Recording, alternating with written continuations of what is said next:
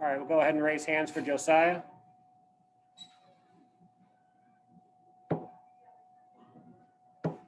David, Grant, and Rob. Josiah, just wondered what you thought of Cameron Thomas scoring 25 for them. And obviously he was kind of that difference at the under 8 where they drew the inbounds for him and he got the 3-point play and had a couple of more quick baskets because it was a 10-point game that he kind of turned into a 17-point game. Yeah, I think he's a very talented player. And we knew going into the game that he was going to score the ball, going to get shots up, and we just tried to contain him. I think we did a good job of that in the first half. I think he was 1 for 6. If I'm correct, I don't know how many free throws he had, but he does a good job of getting to the foul line and get to a spot where he wants to shoot it. Yeah, he's talented. We didn't get the job done. Personally, I didn't get the job done, and we didn't get the job done as a team today on him.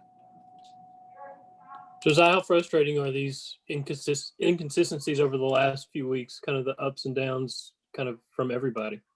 Yeah, it's definitely very frustrating. And I know for a fact to get to where we want to go, the maturity level has to come up. It has to start with us as guys, me, Folky, Eve, Santi, guys who've been here, guys who've played, for the freshmen to look up to us and to see that we're mature and consistent in our work. And I don't think that we have that yet. And as leaders, as a leader of this team, I have to first have that and second to require it from my team. But I just think that for us right now, to get to where we want to go, we just have to be a lot more consistent, a lot more mature.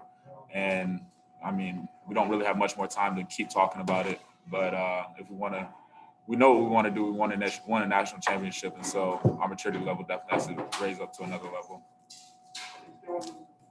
And Josiah, I mean, to go with that, I mean, is it a weird position for you to be in to be just a sophomore, but, having guys on the team looking for you to lead and, with how much obvious talent Keon and Jaden have, how much responsibility do you feel to be a leader for them? Because it's pretty obvious, they're going to have a big impact on how far you go. At first it was kind of tough. It was it's definitely been a learning experience for me, but I think that it's something I've gotten used to over the days, over the weeks, and so I'm really trying to fill that role as best as I can, my leadership role. And just for the guys who are younger than me and for the rest of my team, I just want to be the guy who's consistent and there for them when they need it, because you're going to have good days, you're going to have bad days. You're going to win some games, you're going to lose some games. But for us to get to where we want to go and win a national championship, we have to have a leader that we can count on, and I want to be that for this team. And for those guys in particular, Jaden and Keon, just having their back when coach is being coach on them, he's coaching them like he should to get the best out of them, just knowing that they are talented and nobody can ever take that away, and forget what the scouting report is on them, just to go hoop and to be them, because that's what we brought them here for. Wes and Mike. Josiah, I know that everybody sort of has to look in the mirror first before talking about anything else or anyone else. But, 12 months ago, no one could stop John Fulkerson from scoring and from playing in the post and kind of running games that way. Is there anything y'all can do as his teammates to sort of rile him up or get him dialed back in? Because it's, like you said, it's late in the season now.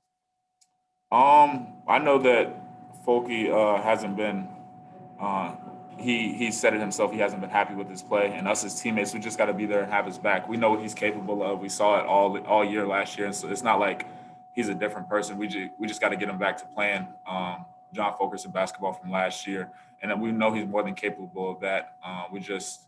For us as teammates, we're gonna have his back, and coach is on him heavy. We know that, and so we don't really want to put any more added pressure on him. We just want to be there for him. We know what he's capable of, and we know it's going to come sooner or later, but we'd rather have it sooner rather than later. Josiah, you said that Fulke said he's not happy with his play. When did he say that, and how did you guys respond to it? And also, is your wrist okay? Yeah, Fulke, it was probably one day in film that he said it. And it's just watching because we do a lot of watching film from games of last year and then games of this year, and you can just see there's a difference in his mojo. And we're trying to get him back to having that mojo that he had, that swag that he was playing with last year. And yeah, my wrist is just sprained. I'm good. Finish up with David Pascal. Josiah, Rick just said that one of the more frustrating aspects to coaching is when you never know what you're going to get out of your team. Do you ever sense that as a player when you wake up in the morning or when you step on the floor? Are you ever like, wow, I wonder what kind of performance we're going to give today or tonight? No, I wouldn't say that. I know that in the past in games we've been out tough. I didn't expect that to happen, but I think that as the season has gone on, we know what to expect, and we know what to expect from this team. But we got to realize that every game is different. Coach said that in the locker room today, that not every team's going to play like, say, Kentucky did or Georgia did. Every game is different. I think we have to be prepared for that, and I think that sometimes we think that, oh, we did this last game, so we're going to be able to do it this game. And I don't think that we fully understand the scouting of the game that the coaches, our coaches do, that other coaches do. And so I think that we have to be able to adjust better. Thank you. Thank you, Josiah.